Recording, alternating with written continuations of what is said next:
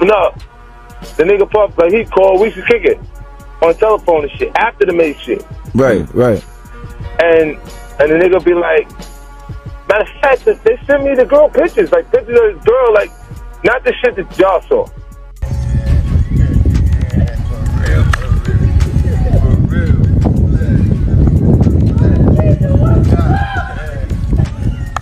Now, Fifth, when you continuously call Puff gay, does that affect your relationships in Hollywood? I don't call him gay. I said, Let me read it, Fifth. Oh my God. Sorry I can no longer help you guys. Soon you will all be gay and happy. You are all now left under leadership of Puffy Daddy. Report to the nearest rainbow. Dinner Thieves in theaters January. Oh, that's why he says things. He doesn't even know what he's saying is like fruity. You know what I'm saying? Like, he says something fabulous and he goes, yo, no, we... The hip-hop world is reeling after shocking footage allegedly surfaced involving Diddy and Burna Boy, igniting a storm of rumors, silence, and speculation. What began as a powerful partnership between the African giant and one of rap's richest moguls has now spiraled into whispers of control, contracts, and betrayal. Now, 50 Cent is breaking his silence, analyzing what really went down behind the scenes and why the entire industry suddenly feels like it's walking on eggshells in his signature no-nonsense style. 50 isn't just talking about a scandal. He's exposing the dangerous game of power that hides behind fame. Isn't it weird that the government was so interested in Diddy's baby oil that they took 1,000 bottles away from his house? If the government took 1,000 bottles of baby oil and somebody had things what appeared to be baby oil, and then you have to listen to the prosecutor. He said that they seized 1,000 bottles what allegedly to be baby oil. Allegedly to be baby oil. So that's telling people that it wasn't baby oil. And people think that that was baby oil, they out their mind. I don't believe it was baby oil. Yo, bro, when they went up in there, they knew what they was gonna find. They knew what was ever in that baby oil or that those bottles that appeared to be baby oil, they knew about that at first. You gotta realize 9 times out of 10, that individual that got caught at the airport, that was supposed to be their carrier, told them what they was doing and what they had. I wouldn't put him past that he told them everything. So when they went up in there, they knew they had to take whatever was out there, and that thing that appeared to be baby oil, they took that. They gotta test every last... Before the controversy, Burna Boy was unstoppable. From Port Harcourt to the Grammys, his rise felt like destiny, an artist who brought African rhythm to the global stage. His partnership with Diddy on Twice as Tall was supposed to be the crowning moment of cross-continental success. Diddy offered global reach, Burna brought authenticity and sound. Together, they crafted hits that transcended borders. But behind the success, there were whispers of discontent. Burna's interviews hinted at exhaustion and frustration. The same deal that boosted his career might have also clipped his wings. Fame, as he learned, can be a gilded cage, beautiful on the outside, suffocating within. Let's see how many of those come back to be baby oil. Bro, listen to me. Costco don't sell that much baby oil. Where you know sell that much baby oil? Yeah, I don't know any store that sell that much baby oil. I know Costco, they came out and said that they don't even sell baby oil. My sentiments exactly. But you personally, right, what do you believe was in the baby oil? If you ever seen a massage parlor being raided and they walking out the people, do they take the massage oil with them when they go?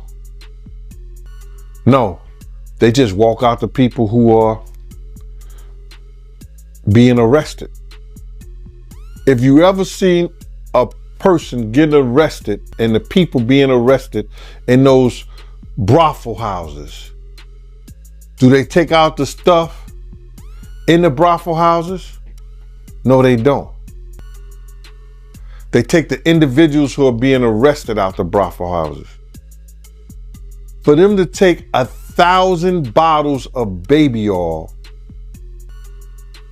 It's like that they did not leave one. They left people there, but they ain't leave not one bottle. Nobody needed no baby oil.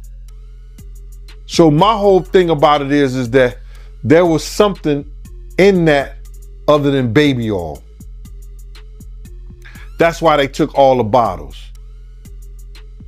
And 9 times out of 10, if I would give it a wild guess, it was, and like some of the people told me, it was probably that GHB. What's that? I think it's gamma hydrox.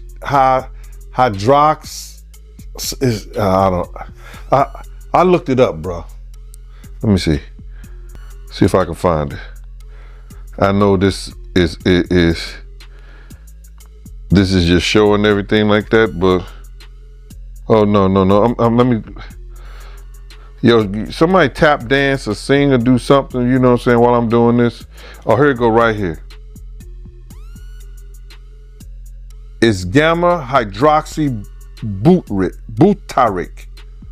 What is it effect on the body? It's a euphoria, drowsiness, decreased anxiety, and memory impairment. It works on the nervous system and gives you this feeling of euphoria. So they take that and rubbed it on her, and you forget who you are, what you're doing. It can also give you memory loss, drowsiness, and that's under the DEA, the Drug Enforcement Administration.gov. When the alleged footage surfaced, the narrative shifted from music to manipulation. Burna's cryptic posts about freedom and fake kings now seem less poetic and more prophetic. Fans began dissecting every lyric, every tweet, searching for signs of a deeper struggle. Meanwhile, 50 Cent, never one to stay silent when the industry gets messy, dropped his commentary like a bombshell. In his signature tone, he said, "These dudes play God with people's careers." His words echoed through hip-hop spaces, reigniting long-standing debates about exploitation, mentorship, and control. It leaves one to wonder, in a world run by contracts and cosigns, does true artistic freedom even exist? You're not even gaming because you won't claim it. No, you want to sit around and pretend to like bitch. That's what y'all do. And then you get these hard Jocelyn. So I'm just like curious. these are the you like half man. No disrespect, but Jocelyn rough. Them shoulders is. And the way she like running up on, I already know she done strapped up on you. Ooh. So Jack, let me ask you. There's one. Some of the shocking things I hear that mean with a harness. Oh. Okay, not a harness. Yeah. So I gotta ask you this. I'm sure somebody's already asked you this, but have you ever been to a P. Diddy party? Yeah, several, many, honestly. And so, can you take us through like what goes on, like when you were there? What did I say when y'all asked me about why was the TD Jakes at the Diddy party? Yeah. What'd I say? Money and sex. That's correct. Were you surprised that there were so many cameras in his houses? No. That he was recording these? Of course. He is the J. Edgar Hoover of hip hop. Okay. Y'all done seen him put on the pyramid with a skirt? So let me ask you, when you hear that Cassie was told to hire male escorts to come in what they call freak-offs now. Yeah. Is that something normal that happens in Hollywood? Yeah. Freak-offs. Yeah. Okay. Everybody know that. I've been saying it. Yeah. Yeah. How many times I got these is wild. So do you feel like people, when they hear pink cocaine, Young Miami has to bring across? Wait, the Tusi. Yeah, the Tusi. That's what they call. I found out. I talked to my drug guy because I wanted to be informed. Because people was calling it Tusi, that's calling it the Tunchi. I didn't know which one it was. So I talked to my drug guy, and my drug guy filled me in. And then it made perfect sense. Tusi. Talk to him. Drugs with Jaguar. Let's talk. Drugs education. 101. So 2C is the cocaine, but they take the ketamine and cook it up, and they fold it into the coke. Now, if you don't know what ketamine is what they call on the street Special K. It's a veterinary drug. It's a horse tranquilizer. Now, gay men have been using this for years. See, back in the day, if you went to a gay party or a gay rave, there were certain drugs that you would always find on hand. Viagra, ecstasy, Special K, and cocaine. Now, see, the cocaine keep you up all night, but unfortunately, it gives you limp noodle because of what the blood flow is. So you wants to fuck with a half-hard dick all night. So that's why you have the Viagra, to make sure that the dick involuntarily stays hard while you're numbing your fucking self with the coke. Now, see, the ketamine, that's a horse tranquilizer. So that relaxes all your muscles. You could get fucked by 80 fucking ton gorillas. You wouldn't feel a thing. So now, your dick is gonna stay hard. You numbed up and you high. You got the ketamine in you so you don't feel shit. And then you add the ecstasy to put in the feeling that you've now blocked out. And now you got a party. Freak off. Contracts are the invisible strings of the music world, and Diddy has always known how to pull them. Sources claim Burna's deal gave Diddy partial control over royalties, distribution, and even touring rights. It's the kind of paperwork that turns artistry into arithmetic. Legal experts suggest such agreements, though common, often blur the line between partnership and possession. And when art becomes business, the artist often becomes the product. Burna's growing frustration may not just be emotional, it could be contractual. The moral takeaway? In an industry built on image, the fine print decides who owns the soul. I hear these stories and everything like that, because this is stuff that happened back in the day. And then maybe that if they knew there was going to ever be a YouTube, or they knew there was going to ever be social media, a lot of the stuff probably wouldn't have got played out like it did. But things happen, and these are just stories from the past. I would like to use that as what you call that, just to clear the facts up what's going on. But it all started, we was in Atlanta, and this story starts when I'm with Puff, and he's in exotic bookstores and he's doing shopping. Right, he's shopping, getting his stuff and everything like that. So, you know, this is the first time I was ever in an exotic bookstore with Puff. So, you know, I'm giving him his space. He's taking things off the shelves and stuff like that, because they gave him a brown paper bag. When they gave him a brown paper bag, he was just putting stuff in there. So I said, damn, you know, he got to go put it on the counter and, you know, show everybody what he's getting. So as he going, I'm just looking at the places where he picking stuff from. So there's one part he picked up some things from up here on my left side, and then he picked like quite a few of them down. I'm like, okay. He put them in the bag. So when I went by there and I looked up there, and it said butt plugs, and I was like, hey yo, I was messing with him, because people don't understand, you know. We was like friends. He was a part of the same gang, so I'm still gonna tease him. I'm still gonna mess with him and everything like that. I could do that. It wasn't just no security thing. So I say, yo, what are you getting this for? And it said butt plugs, and he was like, yo, can I do my shopping by myself? I said, yeah, you could do it by yourself, brother. And he started walking and everything like that. So when he got I just waited at the counter. So when he got to the counter, he didn't even have to show the guy nothing. He just gave the guy a wad of money. I mean, like, he gave the guy a stack, something like this. And Puff wasn't the dude that carried no 20s and no 50s and nothing like that. And I mean, like, he just said, boom. And we walked out the store. So we had to leave Atlanta and go to North Carolina for a show. You understand? And it was him, this rapper, Sarah, and this other girl. We all got on a G5 jet, and we flew to G4 jet, and we flew to North Carolina. So Later on that, I think that afternoon, same day,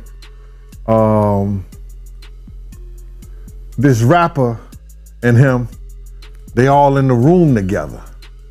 You know, it's Sarah, the girl, Puff, and this dude, this rapper.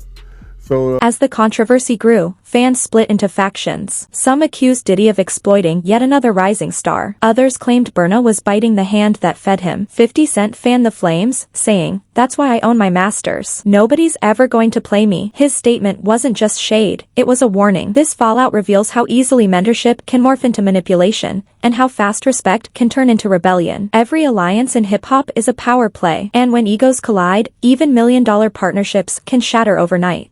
At the door and stuff like that, like, yeah, so then next thing you know, somebody rang the doorbell. We had the presidential suite where we was at. So I opened the door and the dude said, "Yo, I'm here for my cousin." I said, "Who your cousin?" And he said, "Ja Rule." I said, "Well, he busy right now." He said, "He busy doing what?" I said, "He with Puff, they're in the room, they busy, they don't want to be bothered." He said, "Well, I'm going in there." I said, "Bruh, you ain't going in there because he told me they don't want nobody to be bothering them." And he was like, "Yo, I don't care, man. I'm going in there." That bull like that. I said, "Yo, bro, Jesus Christ had to come down here and take the air out of my body before you get in that room right there. Watch.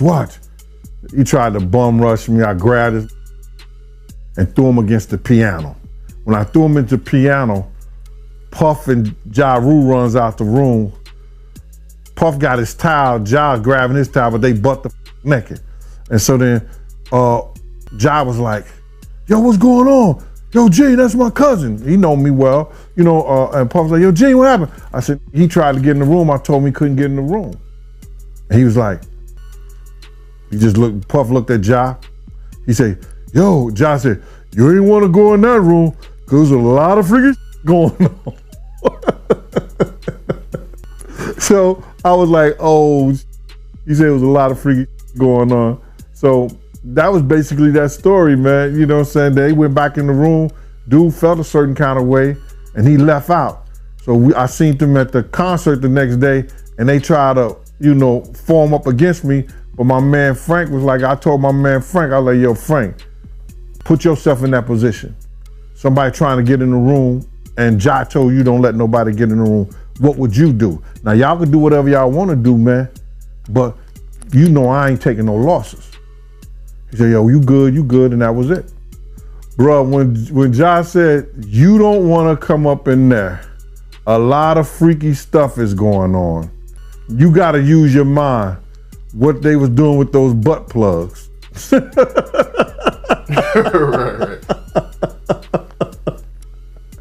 Yeah. The leaked material raises more than contractual questions, it forces a reckoning. What responsibility do moguls like Diddy carry when mentoring younger artists? At what point does guidance become control? Burna Boy's journey reflects the painful paradox of fame. The higher you rise, the less you own of yourself.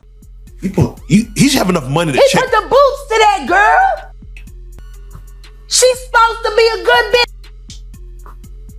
No matter who she with. All the time he putting a groom in her. Of course he thought it was still gonna work. He thinks he's God. He ain't doing shit. I raped the fuck out of that bitch, put the boots to her last time I seen her. Her and her trainer, boyfriend, husband. I don't get no.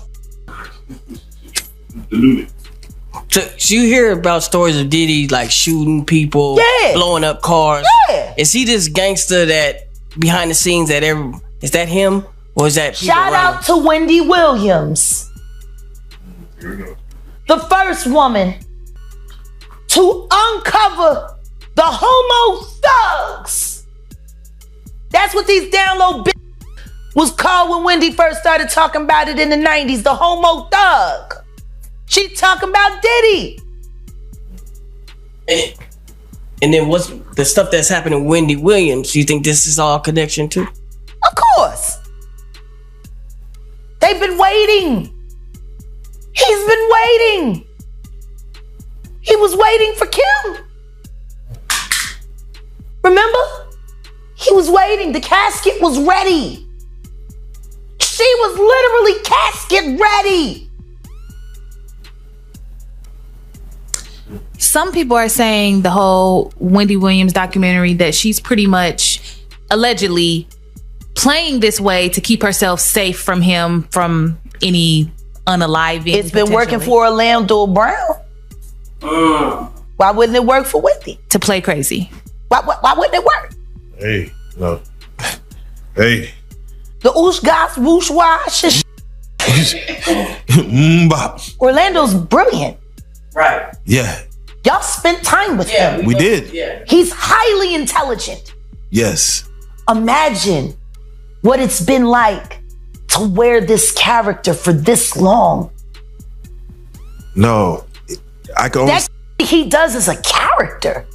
Actually, the shit he does online is the best acting he does. Is he speaking truth? Of course he is. You know? We seen Quiet on set. Major pain in his ass.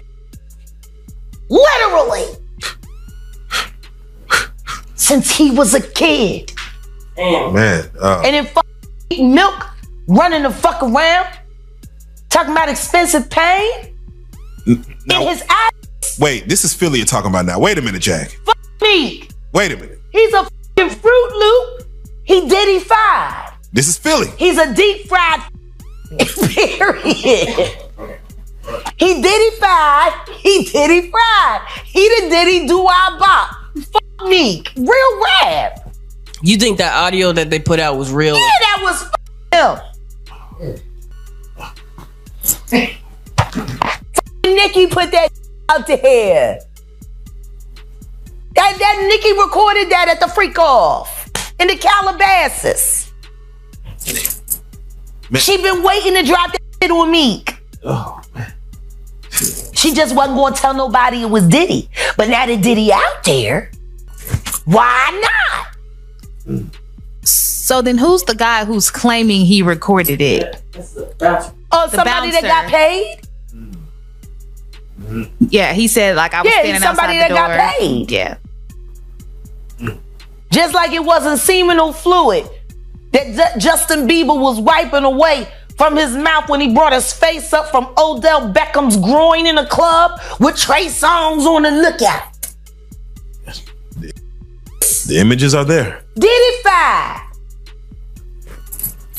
Hashtag no Diddy. The breakdown of the situation stripped away the glamour. Burna framed it as a cautionary tale, a reminder that fame without autonomy is a form of servitude. The tension between power and creativity remains as old as music itself, but rarely does it spill this loudly into the public eye. About the money.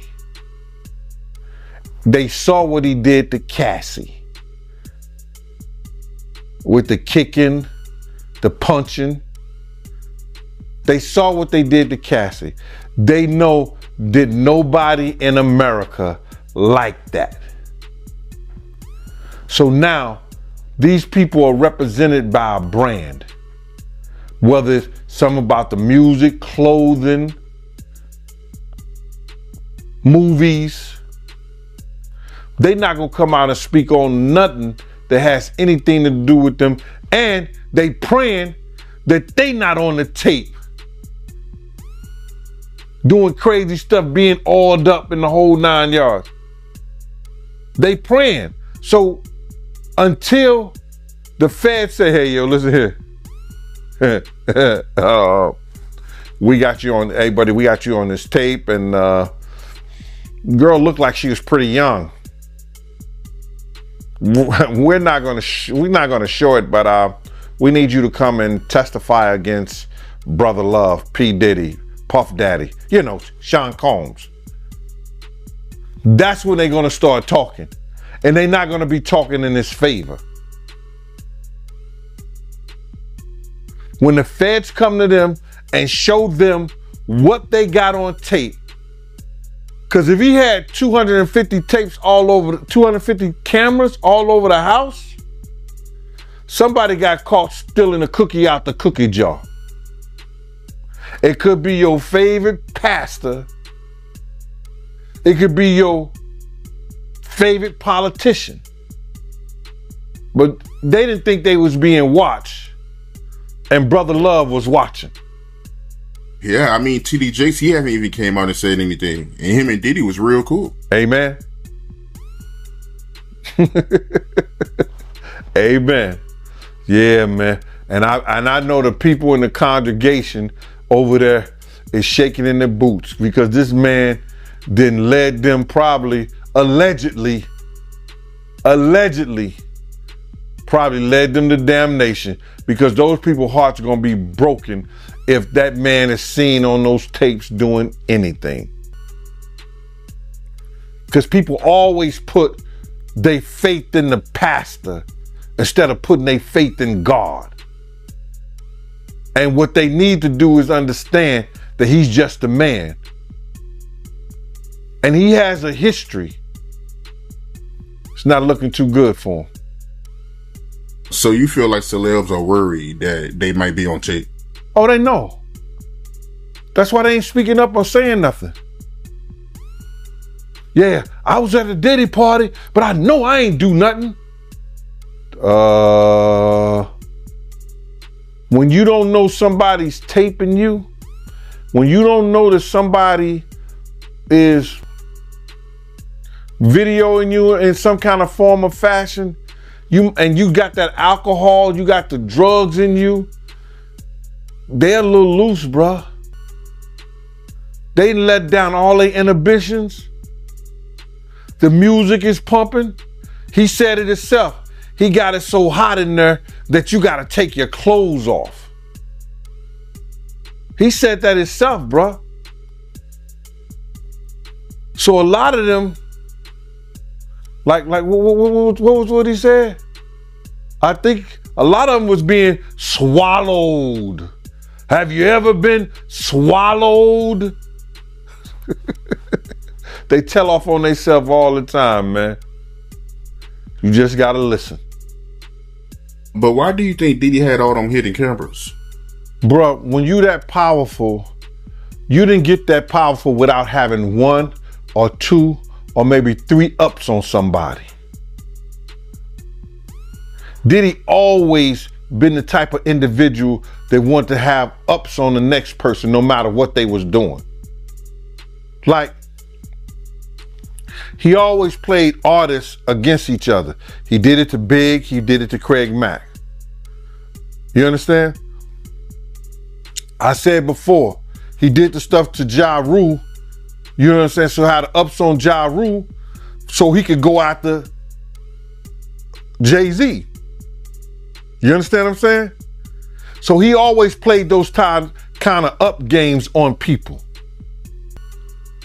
So to have those cameras and know what he was doing is going to give him the ups on everybody who came to that party.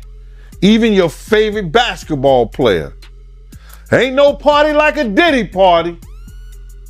We know who said that. Beyond the rumors, the Burna-Diddy saga exposes the music industry's unspoken truth. Control is the currency of survival. Burna Boy's defiance might mark a shift, a new generation of artists demanding ownership over their sound, image, and story. 50 Cent's final words cut deep. The game doesn't change, only the players do. It's a statement loaded with wisdom and warning. As legal teams circle and narratives twist, the leaked tape might be more than scandal. It's a symptom of an industry addicted to control. The real question isn't who leaked the footage. It's who benefits from keeping artists silent when they finally speak.